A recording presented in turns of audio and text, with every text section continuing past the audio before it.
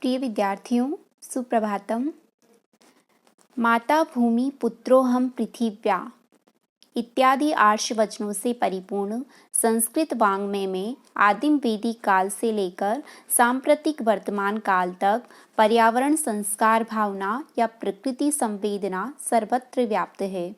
कालिदासीय साहित्य में मानवीय प्रकृति का स्वाभाविक विश्लेषण और प्राकृत दृश्यों का सजीव चित्रण जैसा सुलभ है वैसा अन्यत्र नहीं। अभिज्ञान शाकुंतलम नाटक में आद्योपांत महाकवि कालिदास की सांस्कृतिक और प्राकृतिक उभयविध पर्यावरण चेतना प्रतिफलित हुई है। या सृष्टि सृष्टुराध्या नांदी पाठ रूप आद्य पद्य में वे अष्टमूर्ति प्रपन्न शिव स्वरूप पंचभूतात्मक प्रकृति का स्तवन करते हैं और प्रस्तुत पद्य में अंतः प्रकृति और बाह्य प्रकृति का जैसा सुंदर समन्वय हुआ है वैसा अन्यत्र दुर्लभ है। महर्षि कण्व तपोवन के वृक्षों को संबोधित करते हुए कह रहे हैं, काश्यपः महर्षि कण्व भो भो सन्निहितास्तपोवन तरवः। भो भो अरे हे सन्निहिताः प्लस तपोवन तरवः। विसर्जनीय से स सूत्र से विसर्ग के स्थान पर स हो रहा है। सन्निहिता समीपस्थ या उपस्थित। तपोवन तरवः तपोवन के वृक्षों। अरे हे सन्निहिता वन देवताओं से अधिष्ठित तपोवन तरव तपोवन के वृक्षों। पातुं न प्रथमं व्यवस्यति जलं युष्मास्वपीतेषु या नादत्ते प्रियमण्डनापि भवतां स्नेहेन या पल्लवम्। आद्येव कुसुम प्रसूति समये यस्या भवत्युत्सव सेयं याति शकुन्तला पतिगृहं सर्वैरनुज्ञायताम्। युष्मास्वपीतेषु युष्मासु प्लस अपीतेषु इकोयणचि से यण संधि। नादत्ते न प्लस आदत्ते अकः सवर्णे दीर्घ सूत्र से दीर्घ संधि। प्रियमंडना प्लस अपि प्रियमंडनापि यहाँ पर भी दीर्घ संधि है। भवत्युत्सवः भवति प्लस उत्सवः इकोयणचि से यण संधि। सेयं सा प्लस इयं आद गुणः सूत्र से गुण संधि। सर्वै प्लस अनुज्ञायताम यहाँ पर रका विसर्ग हो जाएगा रुत्व विसर्ग संधि। अन्वय है युष्मासु अपीतेषु या प्रथमं जलं पातुं न व्यवस्यति प्रियमण्डना अपि या भवतां स्नेहेन पल्लवं न आदत्ते वह आद्ये कुसुम प्रसूति समये यस्या उत्सवः भवति सा इयं शकुन्तला पतिगृहं याति सर्वै अनुज्ञायताम्। युष्मासु अपीतेषु युष्मासु आप लोगों को। अपीतेषु अपीतेषु पा धातु से त प्रत्यय होकर बनता है पीतम। पीतम एषाम अस्ति इति पीता। पीना जिनका है वे हैं पीता और न पीता इति अपीता।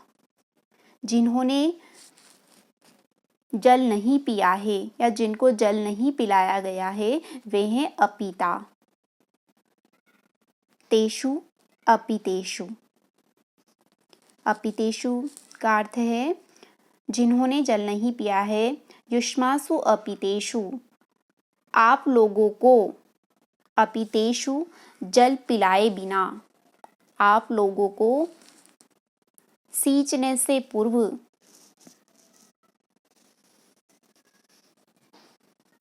या जो शकुंतला प्रथमम पहले जलम पातुम, जल पीने की, पा धातु से तुमुन प्रत्यय होकर पातुम, जल पीने के लिए या जल पीने की।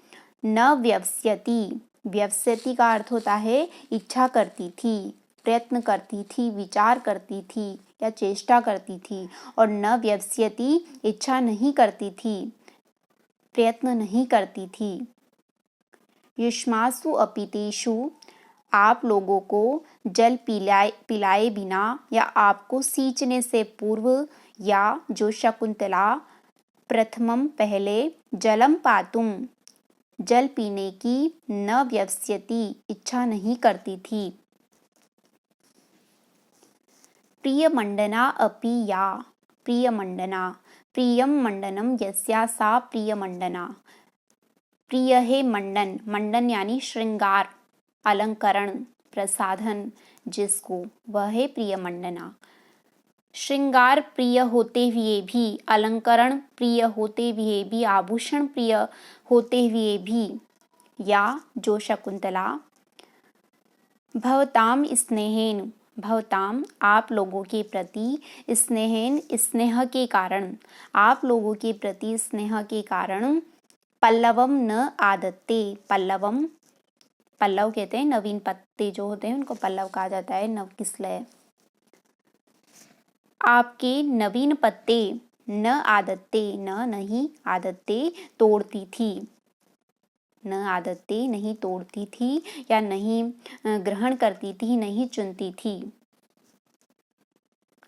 वह आद्य कुसुम प्रसूति समय, वह तुम्हारे, आपके, आद्य, आद्य, आद्य का अर्थ होता है प्रथम, कहीं कहीं पर आद्य की जगह आदौ, पाठांतर भी मिलता है।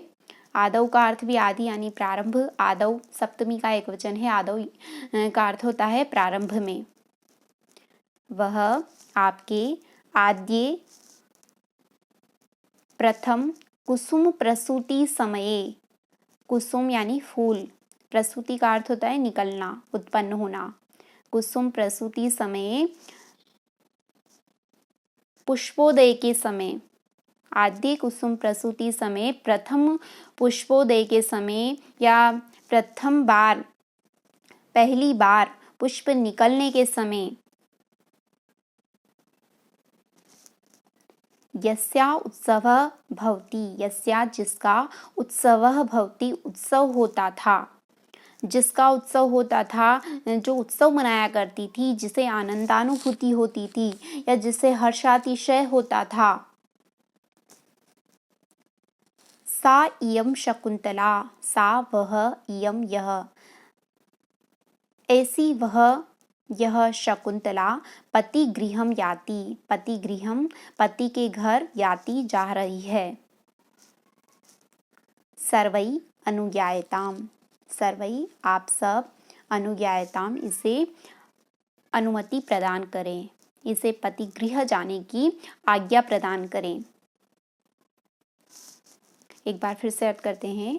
युष्मासु अपीतेषु, आप लोगों को या आपको जल पिलाए बिना, आपको सींचने से पूर्व, आपको जल दिए बिना, या जो शकुंतला प्रथमम पहले, जलम पातुम जल पीने की, न व्यवस्यति इच्छा नहीं करती थी, प्रियमंडना अपि या, प्रियमंडना श्रृंगार प्रिय होते हुए भी, या जो शकुंतला भवताम स्नेहेन आप लोगों के प्रति स्नेह के कारण, पल्लवम न आदत्ते पत्ते नहीं तोड़ती थी।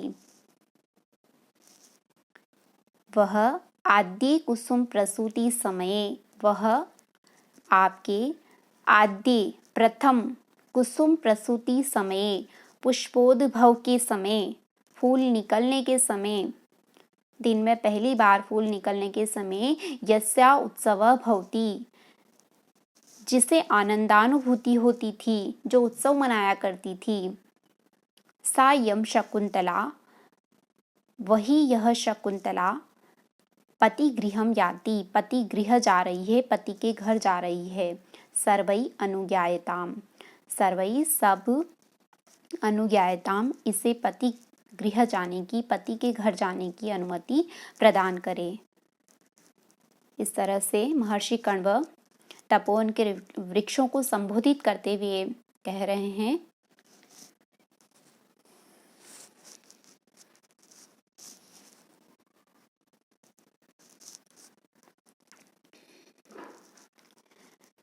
काव्येषु नाटकं रम्यं तत्र रम्या शकुन्तला, तत्रापि च चतुर्थोऽङ्कस्तत्र श्लोकचतुष्टयम्। इस विद्वत जनोक्ति के अनुसार 4 सर्वोत्तम श्लोकों में परिगणित प्रस्तुत पद्य में निसर्ग कन्या शकुंतला का वनस्पति जगत के प्रति प्रेम प्रदर्शित किया गया है। कालिदास मानव और प्रकृति के बीच परस्पर घनिष्ठ मैत्री, सहज सहानुभूति और रमणीय रागात्मक वृत्ति का संबंध जोड़ते हैं। प्रस्तुत श्लोक कालिदास के स्वाभाविक प्रकृति प्रेम का उत्कृष्ट उदाहरण है। इस श्लोक में करुण भाव के सुंदर वर्णन के साथ अंतः प्रकृति और बाह्य प्रकृति में एकात्म का अनुभव होता है।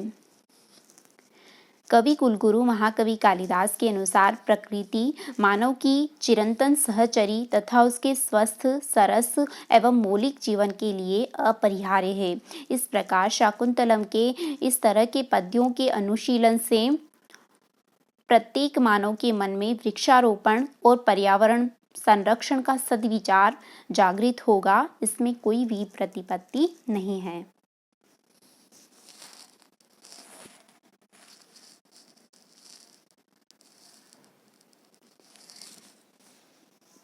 प्रस्तुत पद्य में अचेतन वृक्षों में चेतन के व्यवहार का आरोप किया गया है।